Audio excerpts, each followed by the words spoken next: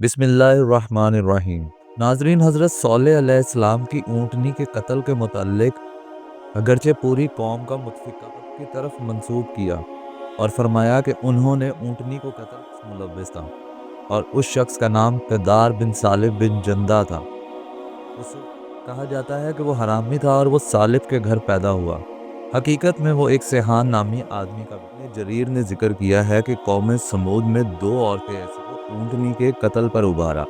ان میں حیا تھا، یہ ایک مالدار خاندان ہو گیا تھا، تو اس نے اس سے علیحدگی اختیار کر لی۔ پھر اس حیا کو بلایا اور اس پر اپنا اونٹنی کی کونچیں کاٹ دے۔ نیزہ بن مجلس تھا، اس کی کنیت ام غنمہ تھی۔ وہ ایک کافرہ اور بڑی عورت تھی، اس کے زواداروں میں سے تھا۔ اس عورت نے قدار بن صالب سے کہا، اگر تو اونٹنی کی کونچیں کاٹ دے، اس طرح یہ دونوں نوجوان مصرع اور قدار اس کام پر آمادہ کرنے کی کوشش کی۔ تو اس طرح کے بارے میں اللہ تعالیٰ نے قرآن پاک میں ارشاد فرمایا کہ شہر میں 9 آدمی رہے اور اصلاح نہیں کرتے تھے۔ یہ لوگ پورے قبیلے میں بھاگ دوڑ کرتے رہے اور انہیں اونٹنی کی کونچیں کاٹنے کے فوائد بتاتے رہے۔ تو قبیلے کے دوسرے لوگوں نے بھی ان کی بات مان لی، جگہ چھپ کر گھات لگائے میں بیٹھ گئے۔ جب وہ پانی پی کر واپس ہونے لگی تو مصرع نے، جو اس کام کے لیے چھپا ہوا تھا، اس نے تیر مارا جو اونٹنی کی پنڈلی کی ہڈی میں پیوست ہو گیا۔ پھر قدار بن صالب والے حصے کو زخمی کیا۔